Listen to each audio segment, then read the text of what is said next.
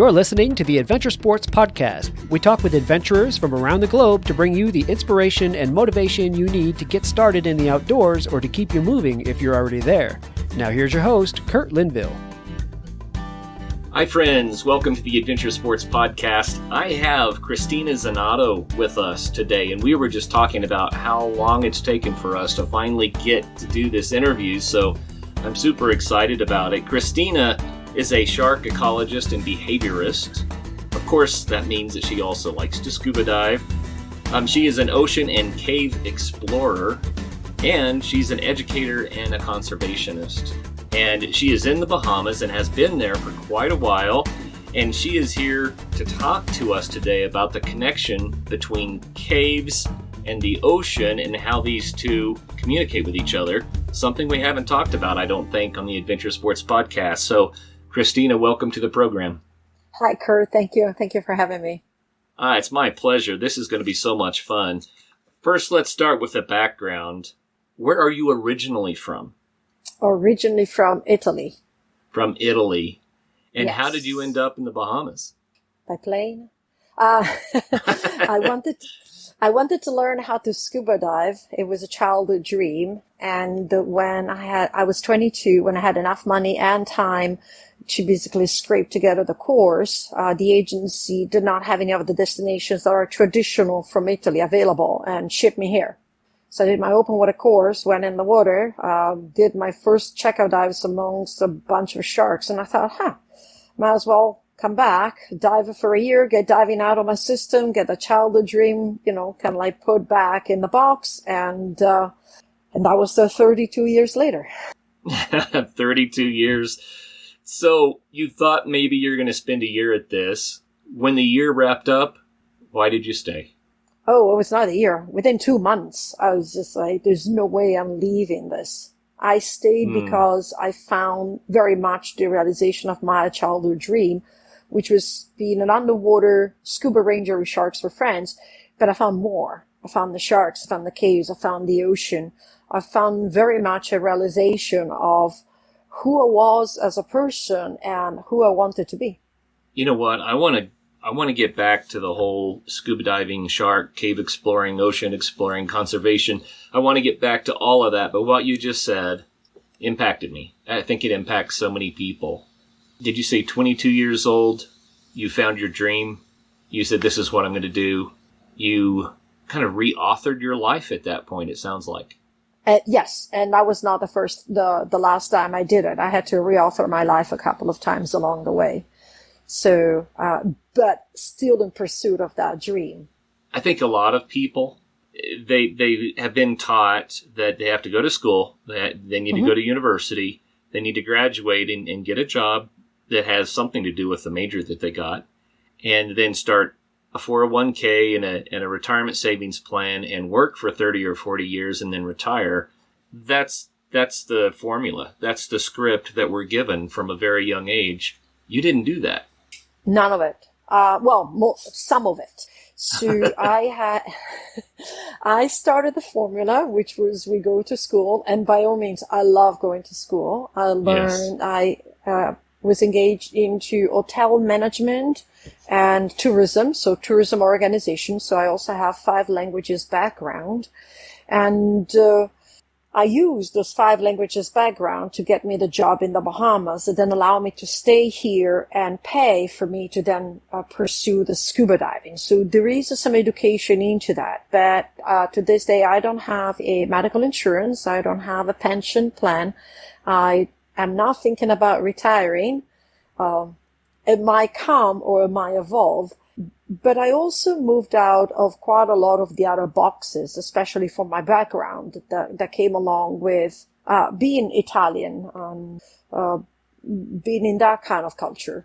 I am a child free. I married very late. I met my husband at 46 and I married for the first time ever in my life at 48.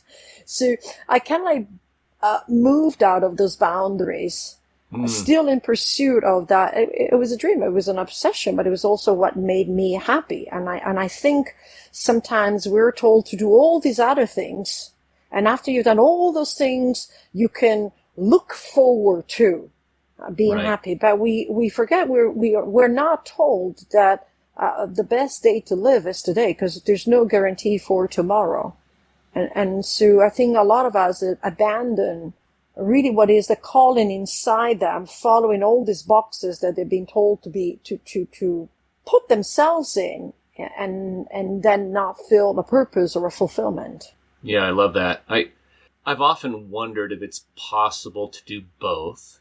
And I think what that usually looks like, if a person does both, they chase their dreams, they also build the career and that sort of thing, it's because they are literally doing the work they love. The problem is that we also put in people's minds that career also means, for example, maybe financial stability, or absolutely the pension plan or the medical plan, or the house with the yard, with the kids, with the car.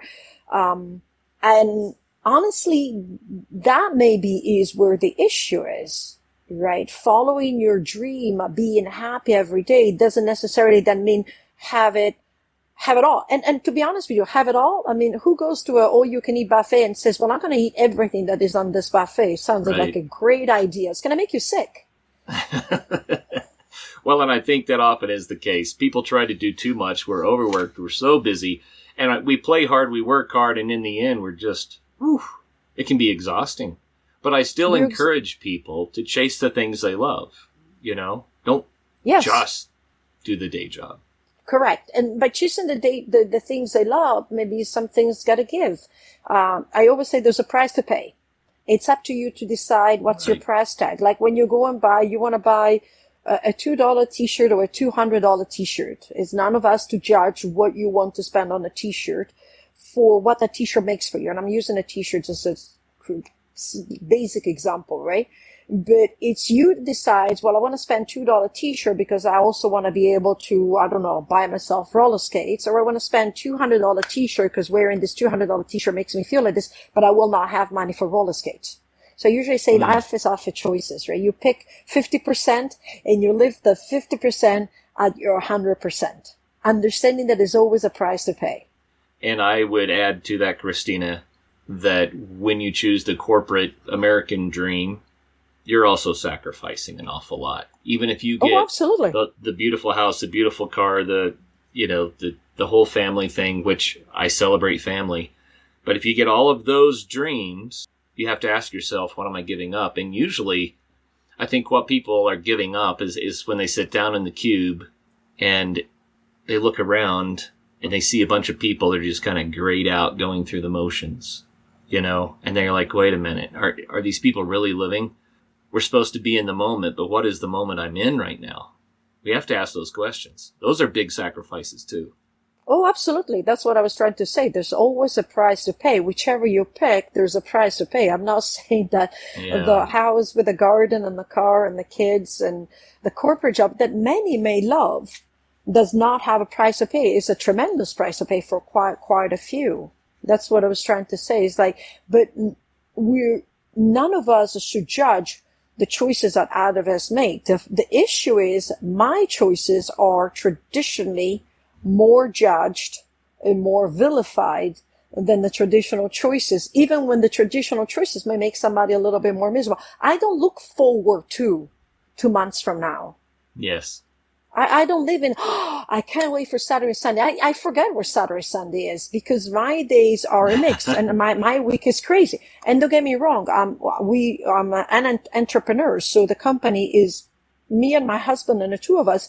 And we are always thinking and ideas and putting down things and writing notes. So we have the days where we are diving and working and the days where we're working and sitting.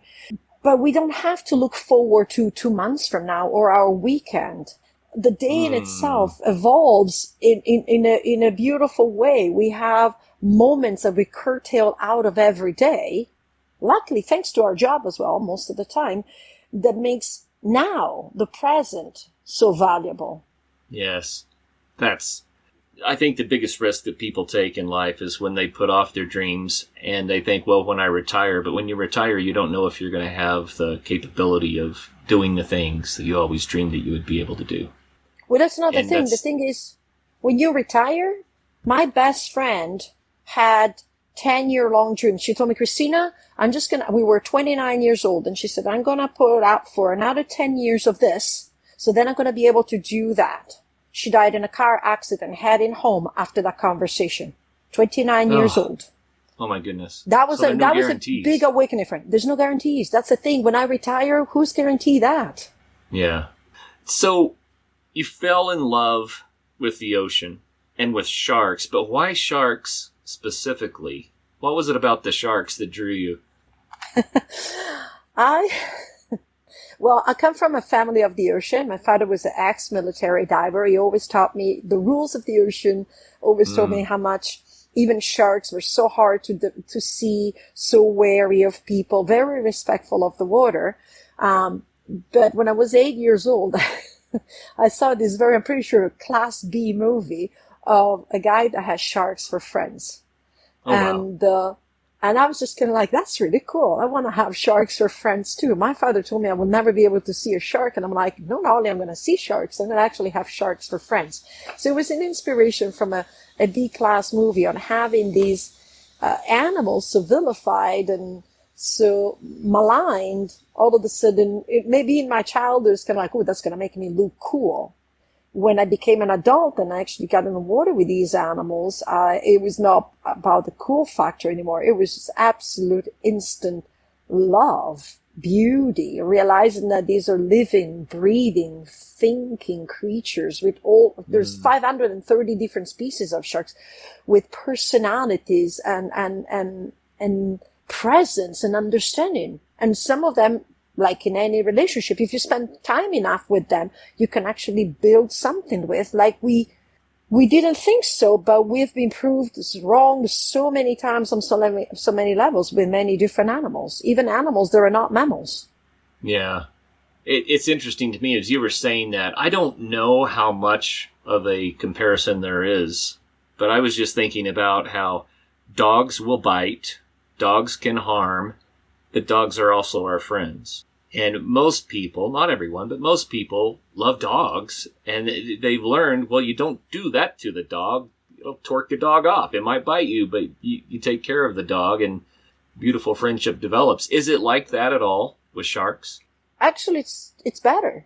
It's better because, for example, when I remove hooks from sharks while I scuba dive with them, the sharks will not try to defend themselves. They go a step further. Somebody asked me once, aren't you afraid they're going to, try to defend themselves? So I was like, now they asked that question. Because if I had to help a dog out of a snare, the dog would try actually to bite my hands as I went to open the snare, right? So, but the shark doesn't. The shark actually lets me try to remove the hook over and over and over again. So even better. Wow. But yes, it's like that. I think, if you think about, right, the animals that are closest to us, we start building a relationship and then an understanding, and we realize who they are. I notice now it's expanding. It's expanding at least for what I see in the farming world, right? There's this stuff. The cows that have memories, they have emotions, they have bonds. The sheep are very intelligent. They can remember up to 50 different faces that they meet.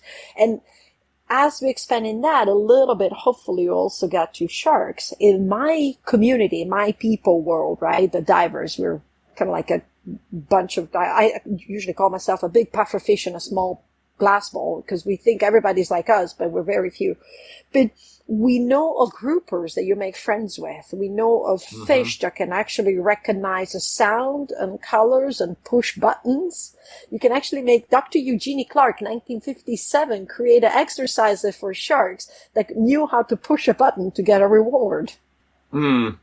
So this might be a little off track, but when people think of smart animals and they think of the ocean, they usually think of dolphins first. Some people think of octopi, right?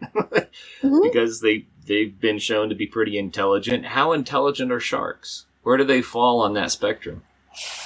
I don't think they are as intelligent as a mammal. At the end of the day, it's an ancient cartilaginous fish.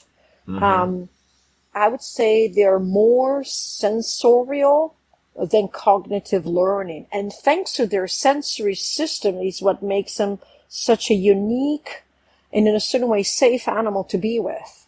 Right. They They have different seven senses, but their intelligence vary from species to species. They have associative thoughts. They have memory. What sharks don't suffer from, which is really, really cool, as far as I've noticed for the majority, is they're not conniving. They're not intentionally doing something to be mischievous, for example, where dolphins are. But they have different personalities. So we have a population of tiger sharks off West Grand Bahama, and there's some sharks, some tigers, and we're talking about big ladies. We're talking, in a 14, 16 foot range. And some of them are, we know, oh, it's this shark coming, it's Maria coming. She has this behavior. And then we saw, oh, it's Jitterbug, called Jitterbug for that reason, and coming, and she has a totally different behavior. Like, she doesn't follow the rules of the scent, she doesn't follow the rules of the current, she doesn't follow the rules, period. That's Jitterbug. So you get to know these sharks with personalities. So I would say they have way more intelligence than we give them credit for. I've also heard it argued that humans, of course, we think anthrocentrically, meaning or anthropocentrically, meaning that we measure intelligence based on what we do, right? Correct. And the fact that we have a thumb is a big part of that. Not just that we can make things and dream about things and design things and read books and all that kind of stuff, but we're very sight-based, we have thumbs, and that changes what we evaluate to be intelligent. But animals have skills and abilities that we can't dream of doing, and we don't think of it as intelligent. We say, well, that's just the way they are. But it is an intelligence of sorts. It's very intelligent if we want to think about their communication system. There's animals that have approach with humans, right? Primarily mammals, I would say. But they do understand us. Whatever it's hand signals, voice commands, or some of the instructions that we give, whistles for some of them. But have we really learned their language yet? No. They understand us, but we don't understand them. And let's move away from sharks. Let's talk about dolphins.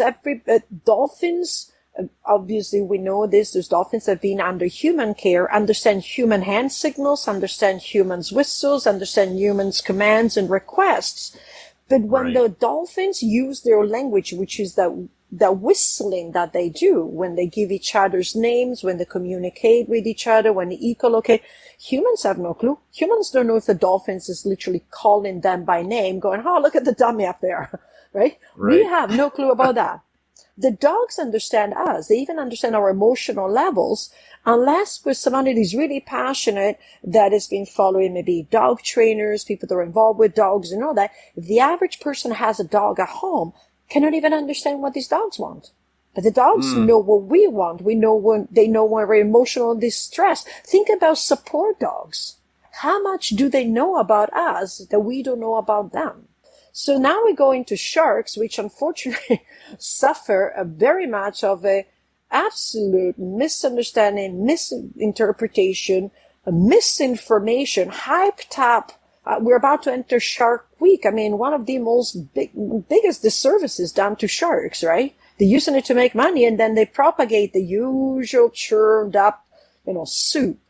Like, so when I start talking about the capability of having an interaction, a safe interaction and understanding with tigers, with great hammerheads, with bull sharks, with Caribbean reef sharks, with lemons, with nurse sharks, with blues, with makos, I'm trying to think, with seven gills, these are some of the sharks that I have interactions with. Everybody was like, oh, I'm waiting for you to the day to have your arm ripped off. Because that is this is just, it's like, yeah, well, you've been waiting for 32 years, maybe there's something wrong into your perception. So if I cannot break down that barrier, how am I going to break down the barrier of communication, of connection, of intelligence, right?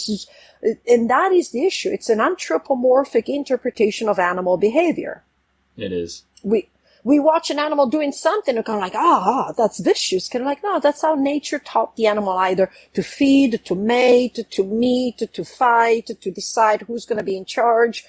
It's not vicious or conniving. It's just the rule of nature. And once we start looking at that way, we start appreciating a little bit more. It's going a little bit better. Buffaloes that defend themselves. There's somebody that was in impaled by a buffalo because it disturbed their, we know for sure that if I interject between a mother bear and her cubs, there's going to be consequences, even if I didn't realize that interjected myself. So there is a little bit of that.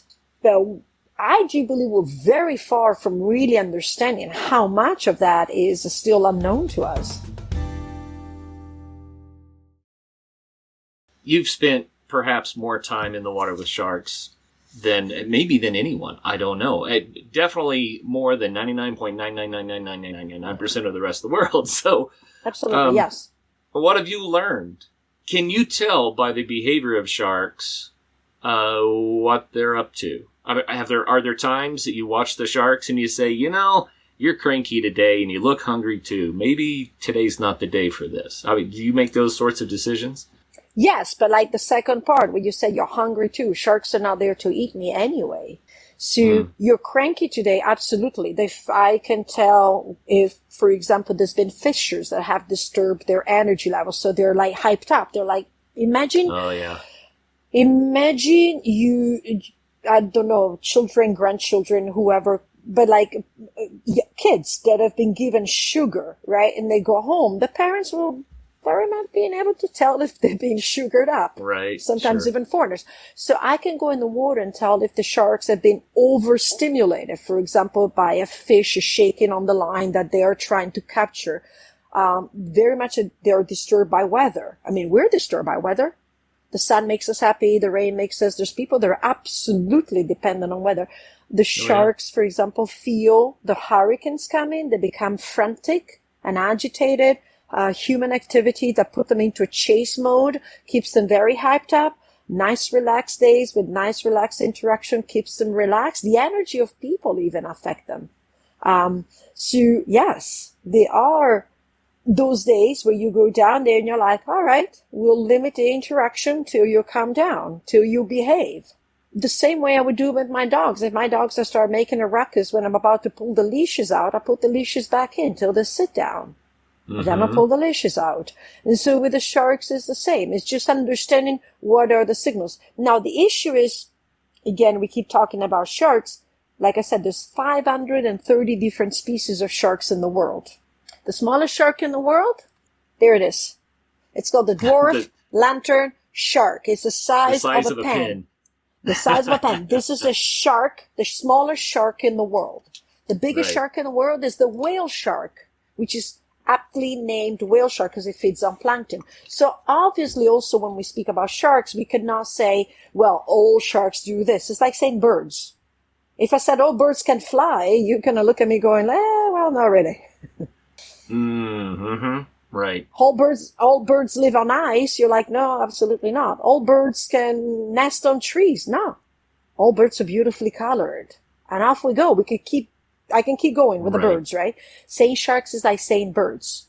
We cannot summarize sharks into one behavior, into one expectations, into one answer. There's 530 plus different species, some of which we will never be able to see because they live in the abyss. And then there are individuals in the species, within a species, that are going to have their own personalities, right? Absolutely. Is there a pecking order among sharks? We know that you've heard the term henpecked. Well, chickens choose who's boss, who leads and who follows, and they have a social hierarchy. Do sharks do things like that? Depends on the species. I'm going to keep answering that. So, yes. So, for example, the Caribbean reef sharks, the one that I primarily work with, and the tiger sharks seem to have, the bull sharks also seem to have a hierarchy based on gender. So, females are predominant, and then based on size. The bigger, the more present, the more the smaller ones will make wave, if that makes sense, right? But that's not applicable to all sharks. There are sharks that are more solitary. Sharks are more gregarious. There are sharks that hunt in groups. Sharks that travel the world by themselves for most of the time. To this day, it's been almost unheard of finding whale sharks mating, for example, is very, very, very difficult, right? You're thinking, wait, it's the biggest fish in the ocean. It's like, yeah, well. Where do they hide? where do they hide? Well, in the abyss. They don't need to come to the surface to breathe, right? Right. So what I'm saying is absolutely there's all this diversity within their behavior, and within the species there's different individuals.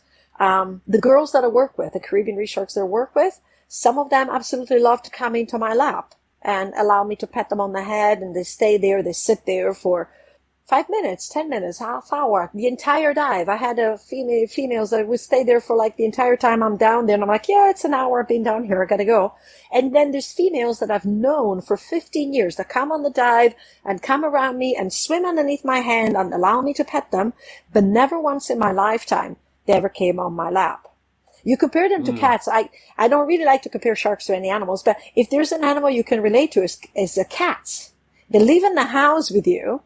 But you may have a cat that never once in their lifetime ever allowed you to pick them up. And the moment you pick them up, they kind of like slithered out of your hands. Right. And they live with you. You feed them. They sleep on your couch. They sleep at your feet. They sleep in the bed. But the moment you go to pick them up, they go, ugh. And so sharks are the same. There's a shark that will come in my lap and sit there.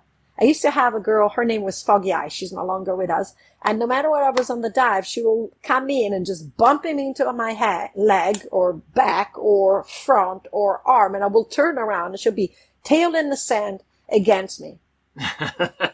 Standing up and looking at you. Yeah, kind of like leaning, right? Her entire body. Right. Sharks cannot float when they stop swimming. They actually sink to the ocean floor. But contrary to popular belief, one of the biggest myths, or one of the many myths about sharks is most species of sharks have a ventilation system called buccal pumping. So they can actually sit motionless and open and close their jaws. And as they open and close their jaws, they siphon water and squeeze it through their gill slits where they extract oxygen.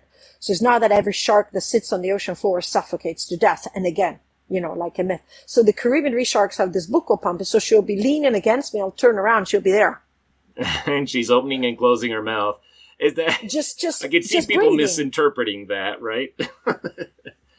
Same as a snake slither out with a tongue, right? To test. Yeah. It's not about to bite. It's just like it's testing the environment. A eel, moray eel, people that have seen underwater animals, they'll see moray eel. They sit in a hole and they do this. This is just ventilation that they're doing. Oh, that's fascinating. What has been one of the biggest surprises that you've learned about sharks? Something that you thought, no one thought of that. I can't believe it. This is amazing.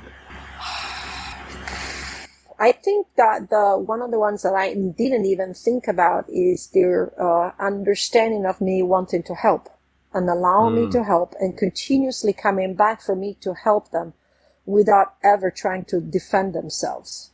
I think one of the most faraway concepts maybe that could be presented to people is that here you have, and Caribbean reef sharks is a predatory sharks, can reach up to about 9.5 feet long. It's very cute, beautiful, it's gorgeous. I call it the sharp-shaped shark. If somebody were to draw a shark, you draw a Caribbean reef, right? It's a traditional shape, so it doesn't have weird hammers or anything. But it's really that understanding that like, yeah, sure, I'm gonna let you help me. And when the hook hurts, they'll swim away and then do a circle and come back and let me try again. And then the other one that it's amazing that we have witnessed is as I start removing hooks from the sharks I know, is the sharks I don't know, sharks I never seen, shark I don't recognize, come in with hooks and they let me remove their hooks. So some of them then stay and some of them disappear. We have one called Black Spot. He has a eye that is completely fogged out. Instead of being like a cat eye, it's like black. So it looks like he's wearing a pirate's patch, Black Spot. He only comes when he has hooks. Remove the hooks, he's gone. I go diving 200, 300 yards from the spot where I do the cleaning, kind of like a cleaning station, and he is out there on the reef. But he doesn't come in till he has a hook. When he has a hook, he comes back. You mentioned cats. I got to tell you this little anecdote that I guess just surprised me. I was on a farm, grew up on a farm, and I had windows in my room, and we had outdoor cats. And a cat had a litter of kittens, and when I first started working with the kittens, they would hiss at me, they're afraid of me, they're like, I don't know what you are. When they got old enough, the mother cat grabbed the kittens one at a time and jumped up on the windowsill and showed me to the kitten, and then did this special kind of a meow, which I've come to recognize. And I thought, well, that's really strange behavior. What is she doing? I thought, is she trying to get me to help the kittens? Or, she kept bringing kitten after kitten up to show me to the kittens. Huh. The next time I went outside, all the kittens chased me around the yard and wanted to play. That's cool. See, that's a cat, but, it would be cool to see how many people have observed that behavior. But and in the ocean, sometimes it happens as well. We just came back from South Africa. We were running sardine run expeditions. You literally chase the sardine runs in the water as they migrate from Antarctica along the coast of South Africa and attract every single possible predator you can think. Birds, whales, dolphins, sharks, and us humans just jump in the midst of this bait ball, just watching these predators launching onto the sardines. And the predators very much aware of our presence, all of them, and completely avoiding and missing us and just going after the sardines. And we, in the midst of that, it's kind of like a hurry up and wait. We were cruising along with a boat and we saw a humpback just kind of like resting. And, as we swam closer to the humpback, it was a mother and calf. And so the calf, it was an amazing encounter. The calf basically kept coming around us. We were on the surface, like waiting for the sardine, right? And this calf came around and the mom just watched. Okay, you're there. The mom watched. And so the calf came around once and the calf came around twice. And the mom kind of like stayed on the outskirts. By the third pass of the calf, everybody in the water heard this, and the calf immediately laughed and followed mom. It was just kind of like, all right, you got your fill. You looked at the strange creatures. Enough. We're good.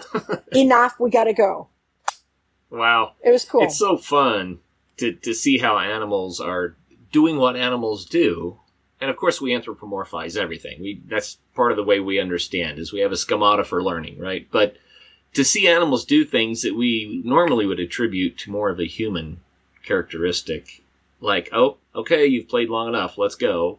That's, how many times have we heard that in the park? Yeah. But then for that to come from whales, it sounds, Cristina, like you have had one amazing life. When you dive this much and you spend this much time in the water with the sharks, with the other types of fish and mammals in the seas, does it get old? Do you ever think, oh, I have to dive again today? This is my job. I guess I just better go. No. No, it's the opposite. The more you dive, the least you want to come out. You want to stay in longer. You want to stay in deeper. You want to be able to do more. I had people asking me that. Do you ever get bored to open the door and seeing your pups? Because I don't. But like when I've been diving, I spent more than 4.5 years of my life on the water. If you put together the minutes I spent on the water, it's 4.5 years of my life. And yet I cannot wait to go to the same dive sites that I dived over 10,000 times where the sharks are. Because every day is something new, is something different.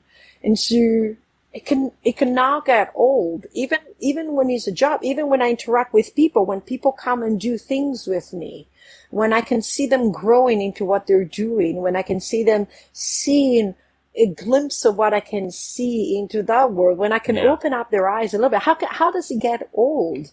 Every day you experience a new moment, a new emotion, and and a lot of behavior, and new behavior.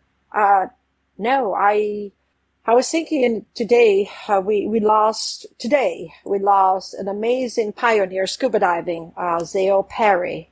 She was known for being the damsel in distress in Sea Hunt, but she was a pioneer, a glass-ceiling breaker of scuba diving for women. And I was thinking about her. And some of the other ones, Dottie Frazier, Stan Waterman, they hung their fins in their 90s. And I was just kind of like, ooh, if I get to that age, I hope I can also hang my fins, in my late 90s. Yes. I haven't seen enough. I haven't experienced enough. And you're right. I have seen and experienced and fulfilled my heart so many times. But when I go on that same site that I've dived 10,000 times, we were diving 4th, 5th, and 6th of July, 9 and 10. And the ocean had just one of those gifts of the summer. The ocean was perfectly calm. Visibility was 100 feet. The sunlight was reflecting over the sand with the rainbows and the shadows of the sharks. I've seen it thousands of times. And yet I was down there and I was just like, I don't want to go up. I don't want to go up. My students just saying, how do you ever come up? And I'm kind of like, I know, it's difficult. And I think if you can find that magic into your life and into your world, it's just like, it's a never ending, I think, experience and energizing. Like I said, I don't look forward to 2 months. I look forward to the now, the moment where I'm in. Yeah. Have you ever done saturation dives so you can stay down longer? I've done decompression dives. Yeah. So similar, yes, but... I've done saturation dives, basically, but I have not used the hard helmet or the connection with the cable. I am on a rebreather. The rebreather or open circuit with multiple tanks. I've done up to 6 tanks, for example, to stay down longer. But with the rebreather, I've done 5.5, 6 hour dives. Nice. And so you saturate and then you have to come up when we do, it's called decompression. Basically, you have to, same when you go on a mountain, right? You have to acclimatize as you go higher. You go to base camp, then you camp 1, back to base camp, back to camp 2, back to camp 1. In diving, we do kind of like the same because as we ascend, right, we don't go back down, but we have to take breaks before we reach the surface. And that's called decompression. That allows the excessive gas accumulate in our bloodstream to leave our bodies without causing problems. And so I've done decompression diving. But yes, I've been underwater for 5.5, 6 hours continuously. Not many people can say that either. Wow. That's always the challenge with scuba diving. You know, you put on a tank, you go down, and either you're following the recommendations, you know, to try to avoid getting too much dissolved gases in your blood, or you just flat run out of air in your tank. I mean, something's going to make you go up, right? Well, so there's different levels of diving, right? I do what is called technical diving. So technical diving is not a single tank recreational maximum depth 130 feet, is anything beyond that. So yes, I've been carrying 6 tanks. The 6 tanks have also forced me to then have to sit there for 1 hour and 45 minutes to get rid of all the excess of nitrogen. But obviously that is training and participations and everything that we do.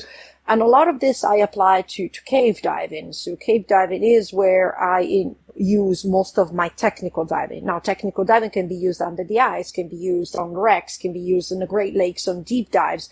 There's different facets of technical diving, but it means basically it's not just one tank, come out on your reserve, come out before the nitrogen time runs out, is break those limits and barriers by knowing how to break those limits and barriers, because there's other rules that you know that you have to follow once you go beyond those limits. It's not that we just break the rules and, you know, Russian roulette, is we follow a totally different set of rules. Yeah, different protocols to expand your depth, your time under the water, your experience. I'm glad you mentioned the caves, because we wanted to get there for certain. You're a cave diver, in addition to an open water advanced diver. What have you learned about these cave systems? No, sorry. Actually, okay. I am a course director. I'm an instructor of instructors for open water. Okay. And I'm an advanced cave diving instructor, so I also still teach people how not to die in a cave. Okay. And I want to specify this for the people, understanding it right. I teach people how to teach, and I also teach cave diving. So, but that's, those are my qualifications. Let's characterize your cave diving. So we were talking about sinkholes or cenotes or things like that, cave systems that are in freshwater, but also ones that connect with saltwater. We mentioned this before the interview. I guess my question is, have you done just freshwater cave diving because you want to understand the cave ecosystems? Or has your draw to caves been more a matter of the connections between the oceans and the caves? Both. both and neither. So some caves, like in Florida, are only freshwater caves, and I've dived those when I was learning, as well as I was becoming a cave diving instructor, because that was the hub of training. In the Bahamas, we have what are called blue holes, and that's a generalized name for both the ocean blue holes and the land caves that looks maybe like the cenotes, but we don't call it cenotes because we don't speak Spanish, so they're not cenotes, they're blue holes. In the blue holes inland, there's a freshwater lens over a saltwater lens that runs underneath the islands. The ocean blue holes are saltwater. So I found myself diving between both saltwater caves in the ocean, fresh salt into land. So sometimes you descend into a freshwater lens, and at 50 feet, the salt water appears. And then you are in salt water within the cave, underground, inland. You can be even a mile inside the island, but you are in water. All of them are different. Some have signs of history of being created underwater and remained underwater. Some have signs and history of being created underwater, got dry during the Ice Age, have stalactites, stalagmites, reflooded. All of them have very much a connection with everyone else. Whatever we're talking about, the caves in Florida, or the caves in Vietnam, or the caves everybody heard about Thailand by now, or the Bahamas or Mexico, there's an intrinsic relationship within the surface, the caves, the land, and then where this water goes. Because this water goes. As much as we want to tell ourselves it travels through the systems, whichever system I mentioned, like blood travels through your body. And it's basically, I usually make the example, it's kind of like you can eat the donut, right? You can eat a box of donuts, it's really flavorful, it's really, really nice, but eventually the consequences of those donuts that you've eaten that are dissolved in your stomach will also reach the rest of your body. And when it's excessive, right, and here I'm comparing, for example, to human presence or pollutions or lack of nutrients, for example, you might have consequences. Diabetes, weight gain, high blood pressure. Or if you are not feeding yourself enough, you go the other way. Anorexia, anemia, all these issues. Well, the caves are that, and I think if you think the ocean and the abyss is out of sight, out of mind, try to think about a place that is underground in eternal darkness with hypoxic, with very, very, very little oxygen, that the smallest percentage of people can actually reach compared to anything else. That's exploration. Yes, wild. that is exploration. What have you found in these environments? Oof. I found, so physically, I have laid in my lifetime over 80 miles of lines in different cave systems, meaning I basically found tunnels, small, big, large, humongous, super tiny, where nobody had ever been before. It's about 80 miles, right, of uncharted territory. That means I found circulatory systems that goes beyond what people thought. In these caves, I found history, like fossilized remains of animals that lived in these places that are no longer with us. I found sometimes mystery, fossilized remains of the humans that were here before colonizations or right at the edge of colonizations, the interaction between the humans and the animals. I found aliens. I found these animals that live in eternal darkness, that have zero pigmentation, that live without oxygen in the water, and they're capable of surviving within the cave system, right? We go in space looking we want to go to Mars. It's kind of like we have Mars underneath our feet. There's creatures that have no pigmentation, have no eyes, live in eternal darkness, and absolutely have a very, very related ecosystem within that. We found microbial growth. We found animals that at first sight don't even look like animals. They live in these caves. We're looking for a sign of life in something as strange as Mars. There's a sign of life as strange as Mars creatures underneath our feet. And then I found answers to questions. Where does the water go? Where does our pollution go? What is our effect of our presence?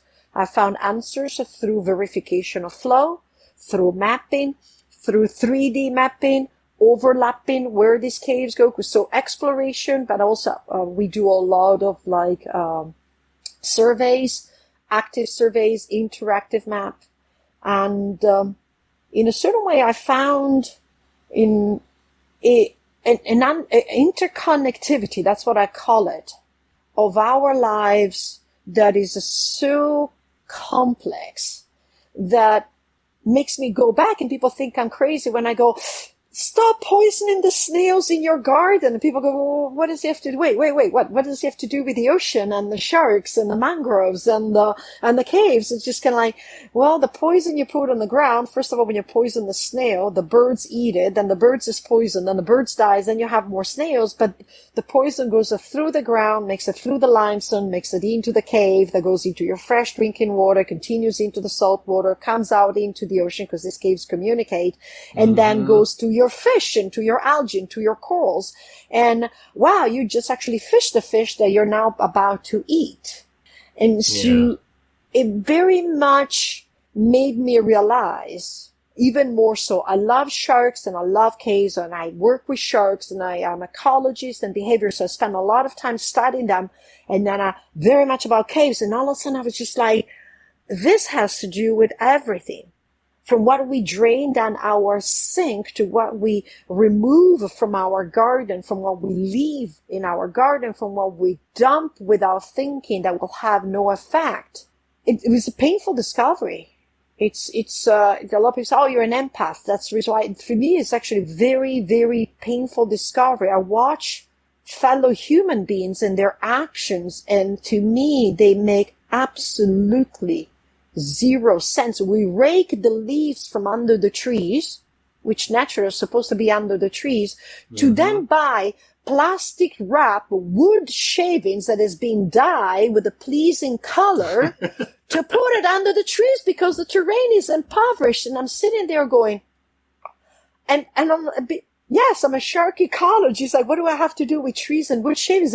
But the entire concept, and then I look at the rain that goes through the dyed brown or pretty burgundy wood shavings and all that poison that goes under the ground. And it's made very my husband, sometimes when we walk in, I see things and I'm kind of like, okay, I'll behave. I'm not going to make a comment. I'm going to be good. But I watch people raking leaves and put them in plastic bags, black plastic bags, to then put them in a dumpster.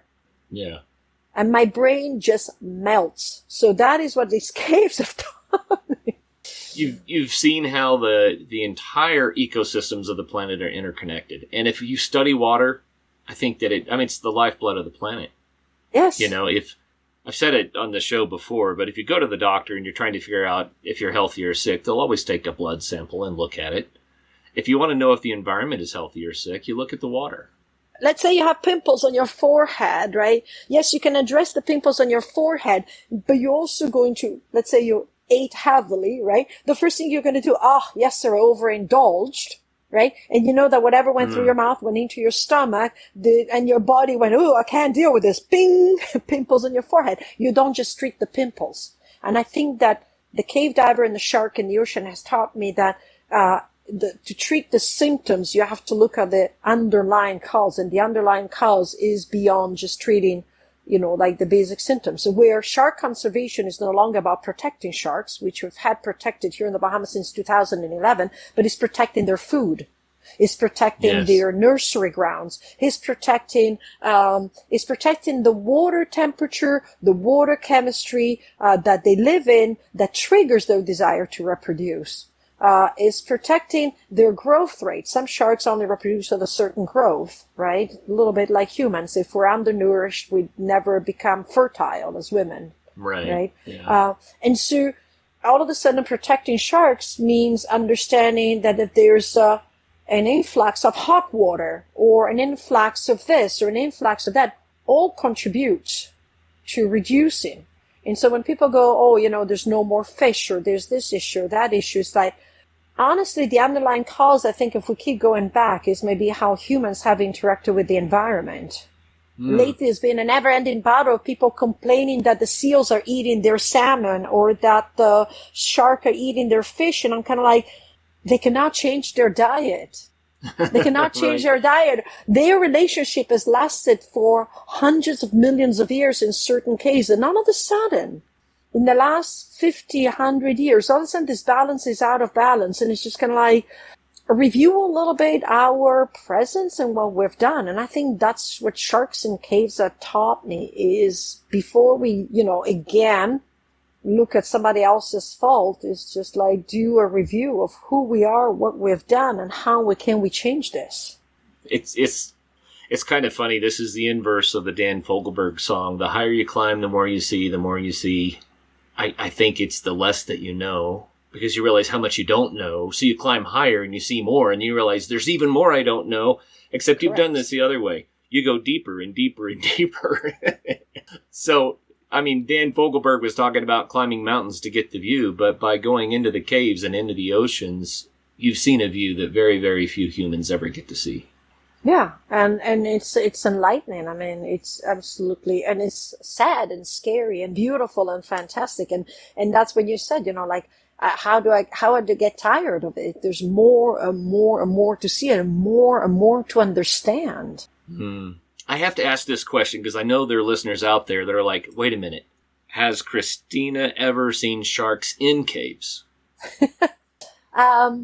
Yes, because caves can be as small as 100-foot swim through in the ocean. So there's sharks that like the Caribbean reef sharks that like to rest underneath the coral heads or underneath tunnels to rest. I've seen sharks in caves in the Channel Islands. I was on a Bob Ballard expeditions, and like the spiny dogfish, they love to hide into these ocean caves. They're not long ocean caves, but they're caves. I've seen sharks in the Bahamas, like the silkies or the black nose or the black tip, hiding at the entrance of blue holes and resting area. So not far into the caves, that's not their world, but like within certain cave distance, could be even 100 feet. Yes, I've seen sharks in caves, which made me realize the other dream, right? Because I always wished there were sharks in caves. I have a million more questions for you, and we've run out of time already. You're opening up a world and an understanding of our world that's really mind-blowing to me. We know so little about the oceans. I heard once that we know more about the surface of the moon than we know about the depths of our seas. And Correct. It's just a crazy thought, But once again, we can see the moon. And that's, it's really hard to go very, very deep to see what's down there. So, I mean, I kind of get it, but what it opens up in my mind is the idea that we have 2/3 of our planet that is largely unexplored. And it's waiting for people to explore it and to understand it and to learn from it and to be able to come back like you do and share that, guess what? Jaws didn't get it right. Yeah. Sharks are predators, yes, but they have personalities and they have, interactions with humans that can be just amazing, right? But also come back. Yeah, come back maybe with an understanding that we can change the way we are from where we are at home and already have a positive impact and the chain effect of what we're doing and where we are. Small little changes. We can all contribute to make it better. Yeah. And we have to make it better because the 75% out there is what allows us to, live in our little dry patches up here. Yeah, for sure. If it weren't for the oceans and the fresh water, of course, we couldn't exist. Correct. Wow, fascinating. Well, Cristina, thank you very much for your time today. It's been a real honor to get to hear just a little bit of your perspective. How can people learn more? Can they follow what you're doing and that sort of thing? Yes, they can follow me on the major social media platforms under Cristina Zenato, CristinaZenato. Instagram and Facebook are very active as well. I have CristinaZenatoExplorer on Facebook and Cristina Zenato on Facebook if you also want to see some of my private life. I have my website, CristinaZenato.com. as well as my nonprofit, pownonprofit.org, where you can see a lot of the cave explorations that we do. And then you can find me on LinkedIn, on X, with the same names. And you mentioned that you and your husband have a business. What is the business?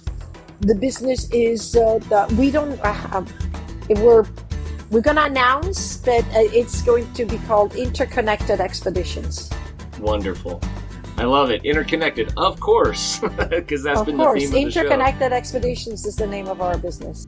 I love it. Well, Cristina, thank you so much. And I wish that we had way more time to explore Let me this come stuff. back another time. Okay. 6 months from now. Let's do it.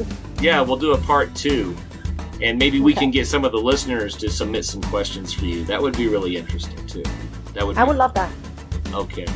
Well, everyone out there, we started out by talking about pursuing your dreams, following your heart, and living life in the moment and in a way that matters. And man, what an example Cristina set out for us. But then finding out what she's learned from now and how she's benefiting our understanding of the seas, of species, of cave systems, of the interconnectivity of all of these things. Cristina, thank you very much. Thank you for having me, Kurt. That was an absolute pleasure. It was very enlightening. I really loved where our conversation went. I enjoyed it very much as well. And I encourage all of our listeners, sort out what it is that you would love to be doing and then get out there and have some fun.